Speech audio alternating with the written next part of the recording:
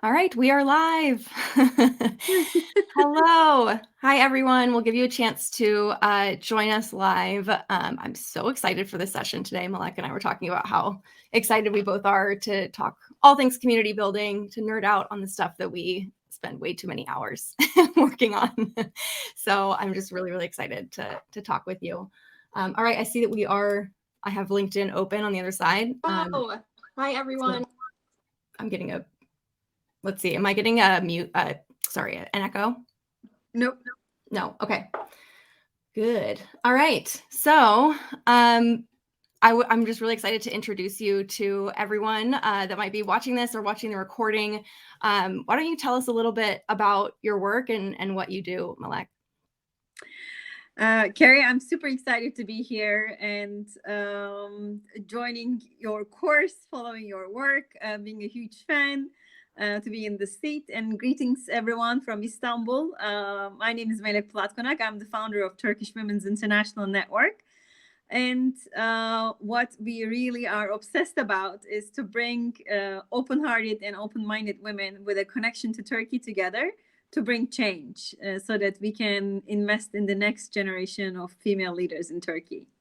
Oh, it's so cool. It's so inspiring. Yeah. And I mean, at this point, you've been doing it for how many years has it been? It's been from the thinking from the Uh-huh. moment when my company crashed and after the 2008 crisis, from 2009 onwards, 13 years. But doing and in action, it's been 11 years. And I Wow. wish Melody to you a superstar Thursday too. I love it. Yes, hello, Melody, Piper, and Annalie. You might know Annalie. And Piper too. They were both in the program, too, so you might have seen them in the community. Good And morning, of course, big everyone. heart to Pat. Yes, yes.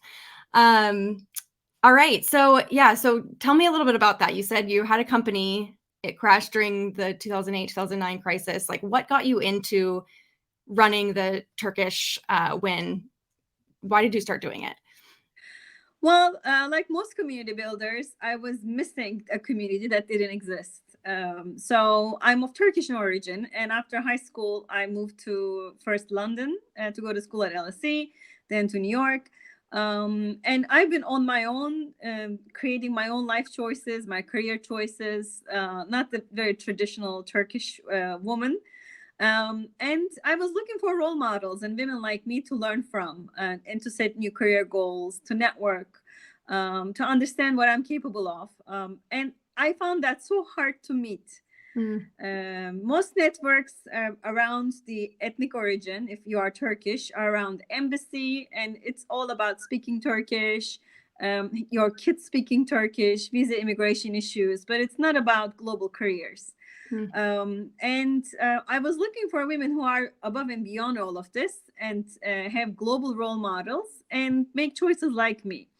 And because I spent so much time in trying to figure out either finance networks, business school alumni networks, and other kind of networks, I didn't feel that sense of community.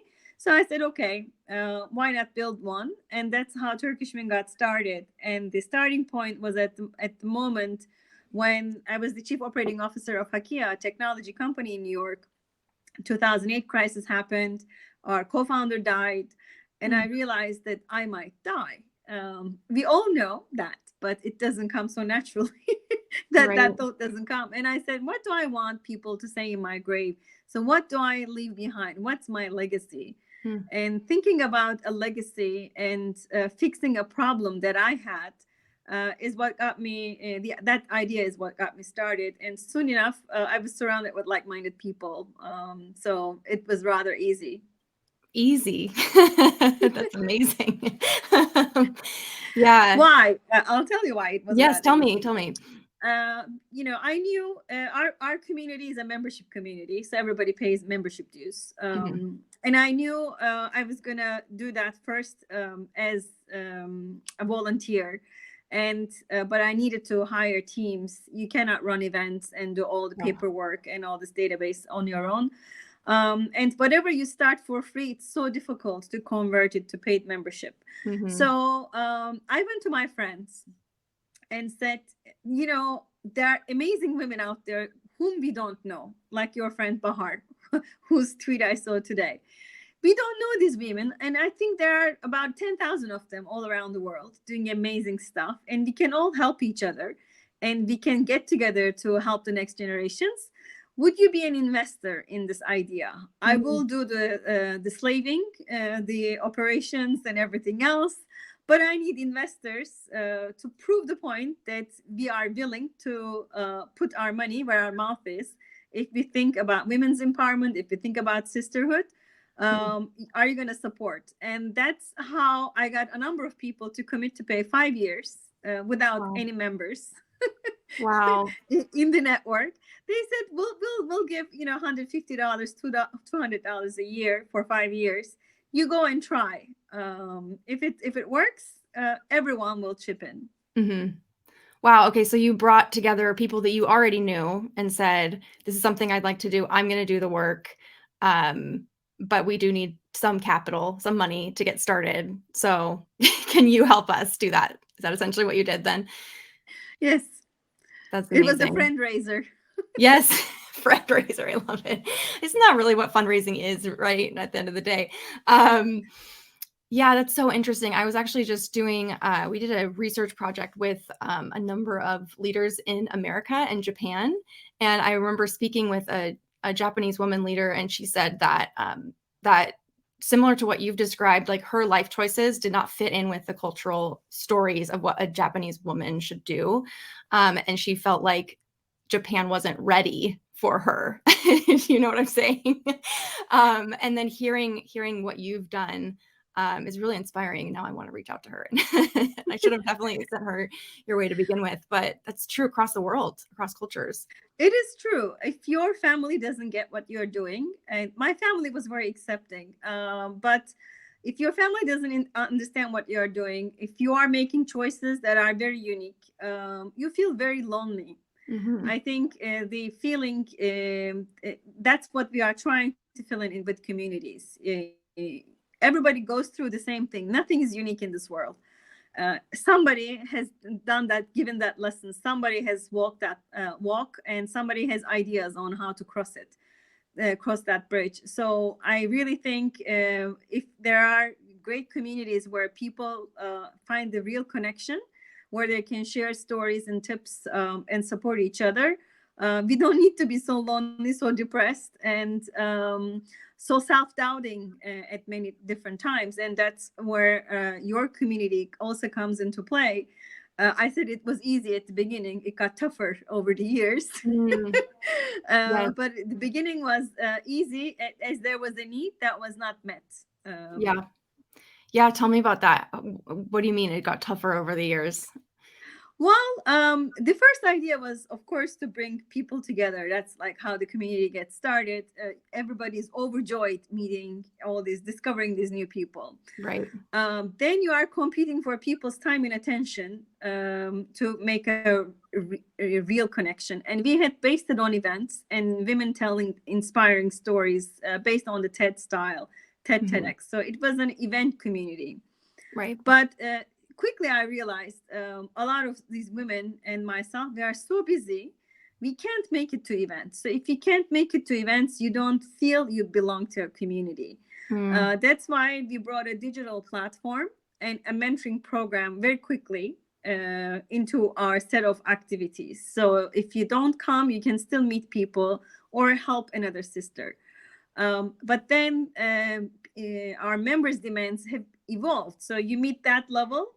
Then a membership says, okay, great. I come together with different CEOs, COOs, or, firecracker women who are self-motivated to build their lives and their careers. But what do I do for the next generation? What do I do for women in Turkey? So when these questions layer in, and for the old membership, for the ones who've been there for 11 years, the sense of progress that we need to show as a collective sisterhood, that brings different challenges. And what we ended up doing is to build our social capital at Turkishmen. But to bridge what we know, we built another community to give back. Turkishmen embraces everybody with a connection to Turkey, so its language is English. When I lived in the United States, I didn't realize that not everybody spoke fluently in English in Turkey. So you assume certain things, but reality is something else. And we realized we need to build something in Turkish free. The first model would not work. So Turkishmen finances all the give back. So we have created a Turkish community, Turkish language community that includes men, women. It's free, local language, and where we can transfer all that we know, our network, our connections, our knowledge, our stories in this second platform. Wow. Okay. So you started out with this event community, but people needed to be seen making this bigger progress, which is of course always, something that evolves over time. The progress people want to make on day one is not what they want to do 10 years from now, unless you want to just keep churning members, which you obviously don't. And so you launched, is it a separate organization, like a separate legal entity, this other social impact organization? It is, but it's a mistake. So what we ended up doing, so we thought that give back community is very different. Yeah. So we thought that Bin Yaprak, where our give back community will be, is of different psychographics. Everything is different. So we are going to have a separate team. The functions will be different. Because Turkishmen was doing events and TED-like talks. And Bin Yaprak was all digital because, a good portion, 60% of Turkish women, when they step outside, somebody asks them, where are you going? That's why we didn't want to do anything physical. We hosted since 2015, everything is digital events, digital activities. So if somebody is in stress, if she searches Google, she'll find Bin Yaprak with the answer. That was the idea. So it was a separate entity, separate brand, distantly connected to Turkishmen. But then we realized creating these separate communities, it doesn't work. It's too much work to have two separate teams. And two separate. But what works for us is the Turkishman is based in New York, the other organization based in Turkey. So for legal purposes, it's complementary. But now Turkishman is the master brand, and Bin Yaprak is a give back community under Turkishman. But we had to go all the way to come back. Interesting. It's lessons learned. Yes. That's so interesting because you wanted to build this thing. You don't have time to necessarily sit and figure out what's going to be the perfect solution 10 years from now. You just started it, and now you're realizing that added more complexity than it needed to. Wow, really interesting. Communities are just constantly evolving, and it's so fascinating. I'm curious, like how what you do today differs from what you were doing 11 years ago. What does your day-to-day look like now versus then? Well, then it was about having monthly events and very simple websites, just checking the info email with one employee. So it was a very simple operation. And everybody wanted to belong to the community because it was something unique. So you had to do nothing to gain the traction. And today, and thank God thanks to the women's empowerment movement, there are so many women centered communities. So one can join so many different communities, yet we are a little bit different as we are a global community. We are positioned a little bit differently. But today we have a team of 10. And if they are watching, and some of them are watching, I see. Hi, Nilay. And we have a team of 10, and we have a development team, a content team, an account management team, and community teams. And what we discuss is around running these different platforms and how can we make it much better. And we have a weekly community hour, and that's thanks to you and the course. I think we'll dive into that in a little while. But we are looking into SEO challenges that we have, development processes. It's become operational excellence, and always going back to our purpose statement. Are we fulfilling our purpose? Are we measuring our purpose? So at the beginning, those were not so clear. There was a lot of excitement. Now there's a big sense of accountability of these years to make sure that we harvest our community in the most to next generation. You're breaking up there a little bit, but I think I hopefully come back. It's unfortunate that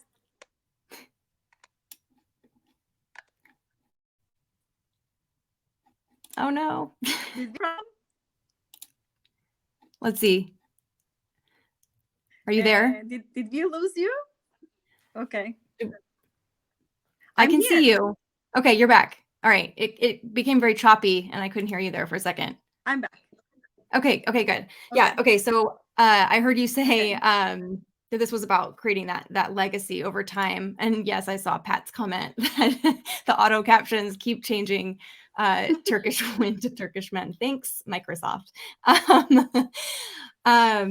Yeah, I mean, there's so much there. I wish more leaders understood that shift is important from just that initial excitement to needing to move into that position of accountability over time. I really wish more organizations saw that, but that's off to you for seeing that and for investing in it fully. That is the work. So how does this work now? I know you say you have 10 employees, but you also have volunteers, right, who work with you and leaders who run like different efforts. How does it work? Well, we have started segmenting our leadership into what they love to do. So we have interest groups at Turkishmen, like law, pharma, and location-based, USA, Europe, Germany, and all these different parts. And our core leadership gets together, and we have developed recipes together with them on how we engage, whether we host events for the larger Turkishmen community or for the specific group. So they organize the events, and we are kind of enablers with form and work model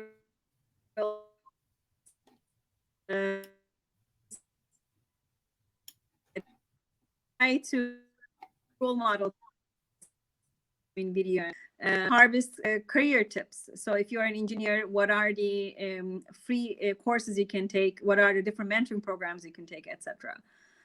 We host office hours so that we are available, so nobody feels lonely, alone in their journey. So these groups have their own mirror communities, smaller communities at Binyaprak. So these two are now interlinked. And in our core, I think we have about 50 people who lead different activities in groups. And we have a youth group that's kind of our innovation lab, Campusmen. That is kind of the sandwich in between these two activities. They are enablers. They have great ideas, and they help and work shoulder to shoulder with these very busy Turkish women to create the content and the connections. So every team you will see a few campus winners, our university students, as well as Turkish winners. And slowly our team is stepping out from the coordination, and that's the golden moment when that happens, and when we have annual gatherings and everybody has their work plan. And our ecosystem has a lot of partners. So we are working with youth and women organizations, NGOs, as well as companies who work with us to help them create and harvest their content and their networks to bring change. And one of these great examples of these works is the Million Women Mentors program we have recently launched. Using our Bini Yaprak digital platform, we have developed a mentoring module where women and girls 18 to 25 years old can find a mentor. They can go and pick their own mentor. And now we have about 120 companies opting in. We have over 1,000 mentees and over 600 mentors. Some of them from overseas, not from Turkey. So we are trying to harvest everyone we know in one activity that's very well defined, 6-month mentorship. And everybody can define the experience on their own terms. Wow.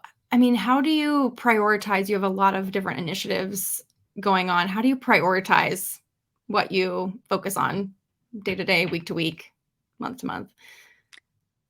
Well, I'm not great about prioritization, but because I want to do it all, and I think my team is trying to always tell me there's a simpler way. And I see Burcu is here, one of our, for instance, leads for People and Culture Circle as well as Canada. It really depended on how to make this organization sustainable. So there's a balance on how do you make your organization sustainable from a revenue perspective, so you can grow the team and do more, as well as prioritizing the needs of the community. We look at our communities, and Turkishmen is top priority for us because that supports all the other communities. So whether we roll out what we learned from your course, for instance, we've been rolling out at Turkishmen first, then Campusmen, then Bini Yaprak. So some communities like Bini Yaprak are very distributed. And we are very good about harvesting networks, curating networks, and that work takes some time. It's a long-term investment. We have prioritized long-term investment to short-term gains. That's why not everybody knows about Turkishmen, but hopefully in a few years we will be able to scale at the pace that we want. I want to dig in into that so much, but I'm curious. I feel like I met you, oh my goodness, probably about 1.5 years ago now. I'm trying to think about when you joined the Engage Your Online Community program, but I'm curious kind of where you were at before you joined the program, because I definitely want to talk to you about how, intentional investment and intentional, like bringing your team in to step back and look at the big picture helped you. But yeah, where were you before that program, and how did things look differently even like 1.5 years ago? Where were you at? Well, we kind of knew that the generic version of the community that we have did not work. And even before COVID, we wanted to do more global events, as this organization has chapters all around the world. And we had just gotten our Zoom account before COVID. Everything just set. And COVID happened. So what we ended up doing, and that gave us kind of the planning time, with the help of our community and leaders, we organized digital events. So we have stopped physical, and that was taking so much time, to go to the space, check the venue and all of that. All the event planners know. So doing these digital events, we also could mobilize our global speakers, have people from all around the world join. And we also knew people want to give, but they are very busy and they need quick recipes to do so, and mostly around their profession or their interest area or some passion project. We are a purpose community, so our purpose is to help women help other women, and capable women invest in infrastructure and networks to enable next generation, with our motto, if I did it, so can you. So we kind of knew we needed to be more sector-based or interest-based, and enable that engagement in a distributed fashion, create sub-leaders. We also knew the way we talked about Turkishmen is very complex. Even, this is the simpler version. But there are a lot of platforms, for us to give back. We created a platform to give back. It didn't exist. That's why we needed a framework to put all the content we have, to put all the networks we have into a system. And when we met with the course, we went back also to revisit our positioning. What's our purpose and what's is this really what we want to do? And it's very different. And to all the community leaders here, I can say it's very different for you to read a book, be inspired, and create a strategy, than to do it with your team, so that we get all the voices and hear everybody's opinions. What we did was, whatever we learned in the course, every Friday we had we still have a community hour, where some of the homeworks of the course are about looking at your content, using these different either Miro or other software to have these discussions. So we kept on doing that, and now with the team, we use the same language around our engagement and even content types. So we look at you will be very proud if you look at our social media calendar. It will say Mondays are welcoming, Tuesdays are connection, Wednesdays are event announcements, etc. Yes, we have mapped everything out, and it gave such clarity, and it helped us prioritize.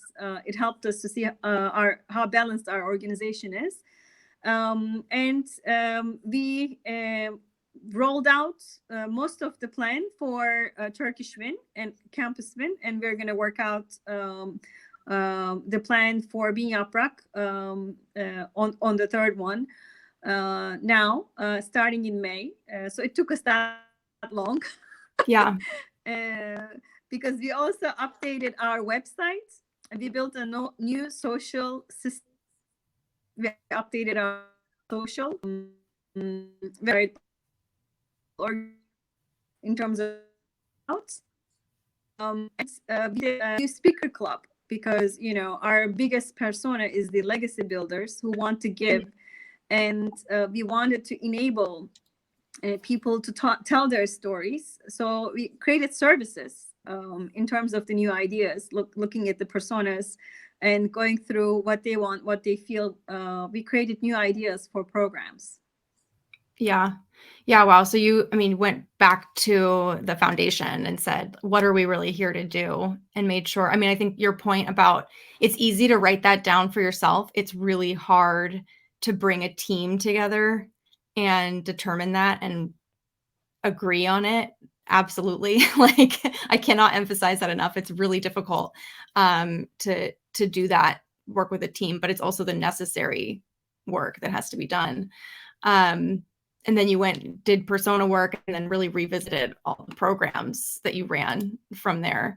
And I think your point too about that you're still working on this, like it's taken you a year and a half. You're still working on the strategy. You're still refining how it goes into how it gets operated on, and how it actually works in the day-to-day. That this work really takes a lot of time. But yeah, if you, I know, you have a team of 10. If you were talking to another team who was just getting started on this journey, who had been running a community for a while, but wanted to make improvements, or just had some growing pains and wanted to go back, what advice would you give them for working through this together? I would really suggest to keep some time in the calendar and not give it up for any crisis. So I really think our weekly hours kept us focused. And we have different people. So in the team, Asla first, and then Sue contributed, um, uh, took the leadership in making sure everybody comes in, and we harvest all the knowledge from the team and the ideas. If you want to speak one language, and for every team member to know what's happening, I really think that common hour is very important. Of course, second Notion for any non-Notion users, documenting what we do, and creating guidelines for everybody who's engaged. So for our circle leads, we have Notion pages that replicates, for instance, our purpose and voice, what we are here for. Everywhere we communicate that message, as well as why we do what we do, and try to make it easier. And it took a lot of pivoting. So we are still pivoting to see what is easy for our members to understand, what's not that easy, what is too much to ask, because we always are asking. So we are asked and change, certain free programs or other things did not work. And I think it's also great to celebrate along the way what we have accomplished. And just being in the course, and that everyone has pain. And that's very good, and from all around the world. Everybody has an amazing community in the course, and we learn from each other. Another thing that I really suggest to the teams to take advantage of asking in our social spaces. You have challenged some of our positioning statements, or given great feedback on some questions. And these questions can only be answered by other practitioners, and fellow community members also have helped. That's very important, to hear from each other's experiences and reflections, to learn from each other in the community. Yeah, absolutely. And we're all figuring this out too together. And that was another question that I had for you is, in being part of the course, being part of the community, did you meet anyone through that process, other community builders who've helped you move forward in your journey?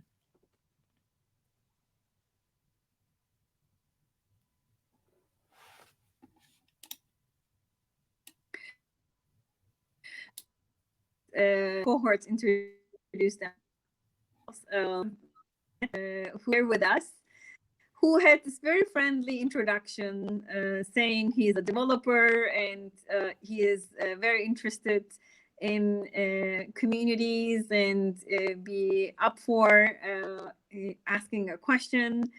So I immediately reached out to me, said, small, we are much more documented, regular standards. He's been a mentor, I think, the last 6 months. We have regular. When did you launch the last cohort? So that must have been like in a month. We've started. October, November. Yeah, last year. October, November, yes. So it must be December or so. We got started, and he has also introduced us to some other experts, technical experts. We have built such a custom platform that we are kind of stuck doing our own development. And of course, in a great development team, you have the tester, you have the project manager, but so we are to fill in the blanks, work methodology, and Pat and Kat have been great help, along with others who have shared their experiences. I've seen Marjorie in different communities, so meeting people all over, and it's a really small world. So being in Turkey, we felt very connected. That's awesome. Yeah, I'm Marjorie Anderson, and I think Pat Cooney is actually here on LinkedIn Live. Yeah, you all are amazing. Yeah, and that was the question that I had too for you is, talking about this technical aspect of what you do. You are, I would say, well ahead of the trend of investing in online communities and online community spaces. So you built your very own platform from scratch. Is that right? Oh, can you hear me? Your sound is crackling a little, but I can hear you. Is it? Okay. Let me re-ask that. Can you hear me now? I can hear you. Okay. I was just asking about. Okay. No, we're good. I've had issues with LinkedIn Live before with their sound. Seems like there might be a delay.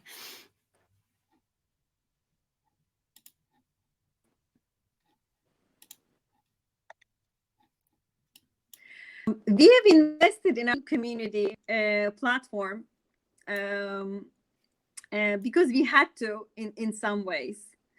As these circles and other platforms were not live, what we wanted to do is to have a mentoring element, from the get-go, and a social space, because there are two philosophical point of views that we have. One, learning should be social, distributed, and connected. So it shouldn't be like a course where you go and you finish modules. That's school. So within a community, we really think people learn from each other in different ways, and mentoring is a core element. And to enable mentoring within our gated community, we needed to build a module as well as to have ways for people to network with each other digitally. Our community has always been across different countries. So that was a necessity. And the second element that we really believe in is social change becomes with weak connections, enabling weak connections. People who know us very well already gave us all their network and knowledge. But my life changes when somebody tells me something completely different. And it just can change my entire career, my way of thinking in a different direction. So how can we enable these weak connections and layer in these social and distributed methods and have mentoring? So when you have these constraints, and I've been looking to every new platform that's coming live, it's been very difficult. And the second challenge that we have is our second platform is in Turkish. So whatever is ready to be rolled out, like Circle or other platforms, they're in English. And translating everything to Turkish language, it's very difficult. And no matter what APIs there are, we found that we built, and it may not be the best solution, but Easy Social runs on Joomla and it has updates coming up. So they have really evolved in the last. We moved to Easy Social in 2015. Before that, it was a hard-coded website. One of my developers at Hakia has developed as we were totally depressed with our company going down the drain. So it was something positive to do. So with one super developer, we first built Turkishmen. And then when we moved to Binyaprak, to the second community, we said, let's move to a platform that's going to get better and has different capabilities. So, and here the challenge is to do as little custom coding as possible so that when you do an update, you don't lose all these different features that you've built in. And that's a struggle that we have going that route. But now we know since the beginning who has been a member, subscriber. So the CRM in the backend, we see people coming and going. So check the data. And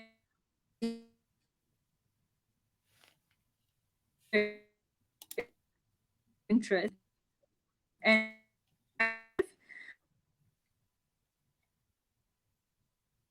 people to people and I'm interested in people who are students. If a student with that interest comes, like LinkedIn conversations, it will pop in front of you and you will be able to answer their question. So we are trying to facilitate these weak connections and investing in technology, no matter how it works. It's not perfect. Our UX is not perfect, but on the way to go. Mm-hmm. Yeah. Yeah, it's never perfect. I'm curious, looking back now over the years, how do you think you've changed as a leader over these years? How have you evolved?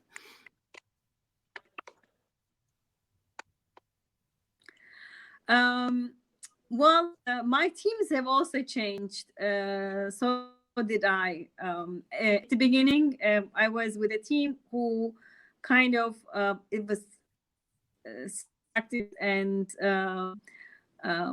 it was events planning. It was something very simple. Now our team has experts in different fields. And rather than being a team leader, I'm a team member. More so, I'm trying to be more of a team leader. We are taking team coaching sessions so that we can facilitate a lot more interaction among team members. So I've moved from being a typical leader to a servant leader, or I'm trying to. And I think the legacy of communities is also very important. So perhaps if I step back from leadership, from an executive level, in the next 10 years, will I be able to see if Turkishmen is going to survive? Because while you are at the helm, it's a different thing. And our team is very digital and they are very young, amazing people. And in a team of 10, you don't have a lot of growth opportunities. So we have turnover in the team. And the brand is very much associated with me. So I'm trying to move that to a more collaborative, cooperative, distributed leadership. And now with our circle leads, these amazing women are taking the leadership role in their countries or respective fields. And that's then moving, somebody's joining Burcu's circle, Sue's circle, Nilay, not Melek's circle. So we are trying to move into that. Yeah, move away from it being you focused or you leading everything to that more distributed model. I'm also always that keeps me up at night all the time. Just how do I ensure that this is successful, even when I step back, which will eventually happen, right? So yeah, I mean, what are some of the growing pains around that, or what are some of the things that that keep you up at night with regard to scaling your community?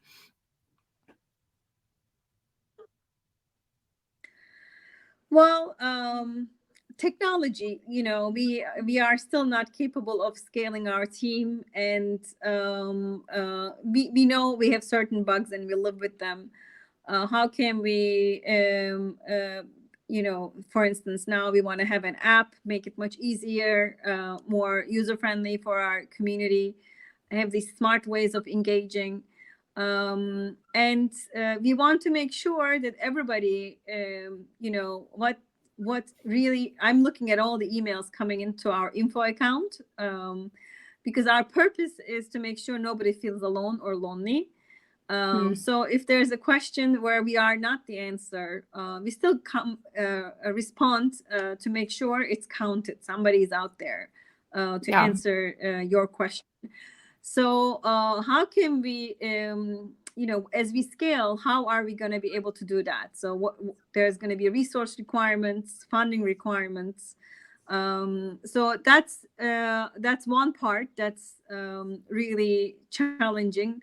The second bit is about the distributed leadership and to have great governance systems in place. Because when you are in the midst and when you have 100 leaders, it's okay. But when you have 1,000 leaders, how can you make sure the integrity of the community is there and everybody who comes in feels heard and dealt with respect? As opposed to we fulfilling somebody's authority needs to lead a community. So there's always this challenge, no matter what systems you have in place. There's always churn in our leadership. Leadership is people have health issues, job changes, location changes. So how can we make sure the pipeline still in the rank? That's the that we have. Yeah, I mean, how do you and think about governance? Is this where you're talking about you have your Notion setups for all of your different leaders? Is that part of your governance and how you think about it?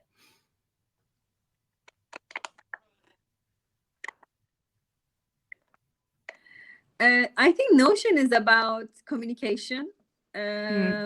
Governance is, I think, something for us to explore. So if we have, like, we don't have we don't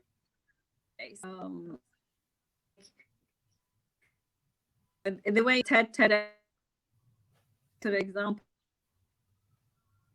a TEDx survey does give we don't have such systems in place.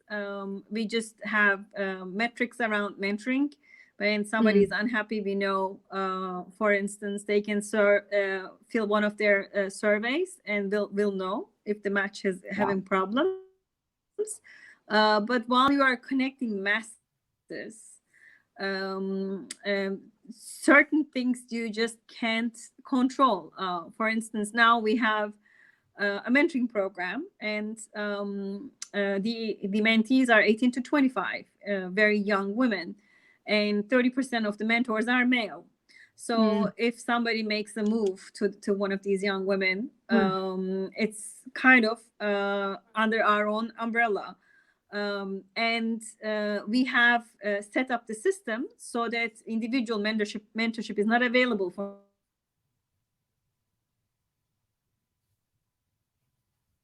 instance, Team Siemens, then the complaint will go to Siemens, the company, about their mentor. So we are trying to find ways to circumvent. It's also a burden creating this safe space to keep it safe. We could do more in terms of having chat services for feedback, being more available, and all of that. And hopefully everything will roll out in time. Yeah, it's a constant maintenance. It's not something you can just completely let go of. But again, that is the work. Well, as we have about 12 minutes here, I want to remind people that if you have any questions for Melek, you can absolutely drop them in the chat for the event. So definitely do that. I'm curious, what's next for you on this journey? Where are you kind of thinking about going in the next few months and years? Well, we were very surprised and thrilled and honored to be invited to a diaspora summit, global summit, organized by the government of Ireland. And you and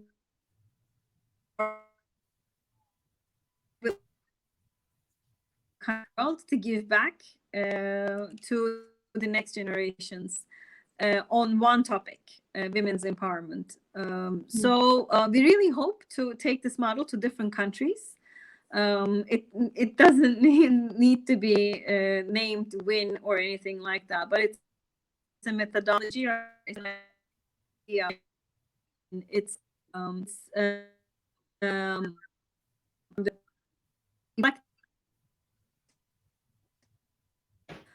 all community build that could then reach a lot more people. So for us, the goal is to have 10,000 members at Turkishmen, to reach 1 million members at Bin Yaprak. We are far out from that goal. To extend this model to an international, across the borders to a different country.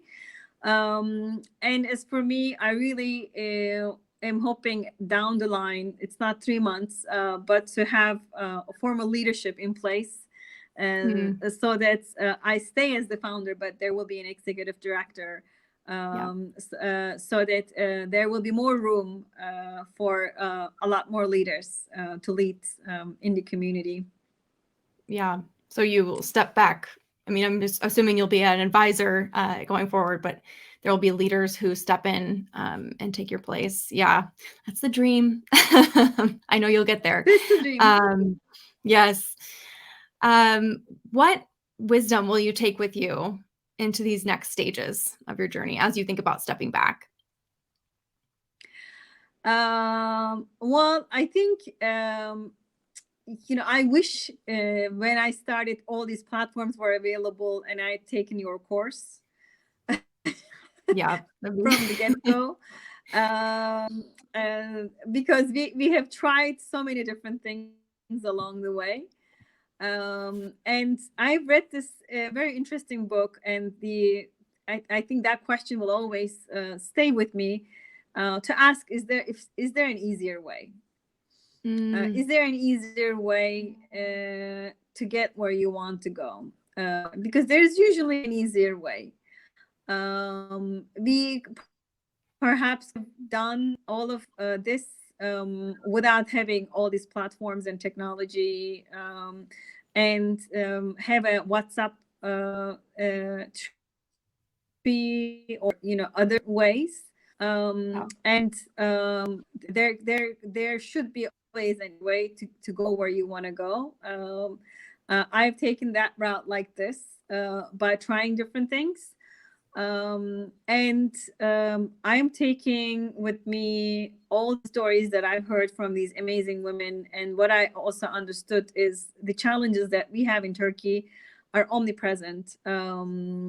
So we all are feeling lonely in one element of our lives or the other. Whether it's having a child, not having a child, being, a home provider or not, working or not working. As Brené Brown says, a woman's fertility most of the time, or the motherhood, those emotions are always a source of shame. So when you work, you are ignoring your children. When you don't work, you're a bad role model. So there's no way, if somebody wants to shame you, there's always a way.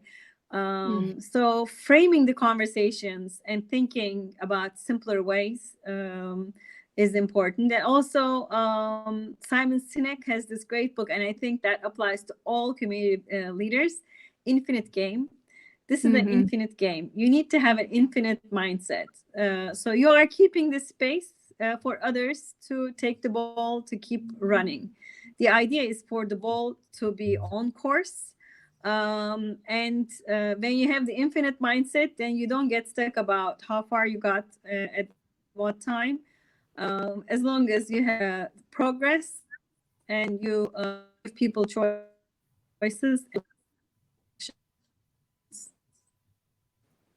Yeah, absolutely. I need to read that book. I need to read Simon Sinek's book. I've heard of it, but I haven't gotten to read it myself. And yeah, absolutely. It's a long game. There's another great book by Dory Clark called Long Game that came out earlier this year. But yeah, it's not win-lose. It's win-win for everybody, literally, figuratively. And we've got to take that long-term view of our work. Well, as you're thinking about moving forward and having this impact that you're going to have, if you had a magic wand what would you do to make your community even Mhm. more impactful than it is today? Well, I would have smarter way to connect people, because I think everybody's yearning connection. And I don't know if that is going to come with our SDG AI lab solution. But everyone is eager to make change and to give, or to connect with somebody else. And if that could be scaled in some way, I think that sense of belonging, sense of contribution, that sense of giving back is going to increase. So that would be my magic wand, to have smarter ways to connect people. It's all about people. It's all about you and I meeting on something that matters to us, and having that great conversation like the one we are having today. We have met online while I was searching the work, and you got to know instantly about the work that we do. Kept on posting these questions, uh, socials. That's what matters, and that's we're gonna keep all that connection that we feel in throughout the work we do. Yeah, absolutely. I know. And I often worry about like people looking for solutions to connection through um, artificial intelligence and robots and things like that. I don't know about you, but that freaks me out for the future if we start looking for technical solutions to our social and emotional problems. We're just going to get even worse, but that's a whole other can of worms that I will not open today. Well, thank you so very much for your time today. I know you're extremely busy and you've got a lot of responsibility on your plate, and so thank you for sharing your wisdom with us today and the lessons that you've learned along the way. Truly, I really admire your leadership and everything you do. So thank you for your time today. Anything that you want to leave people with this conversation?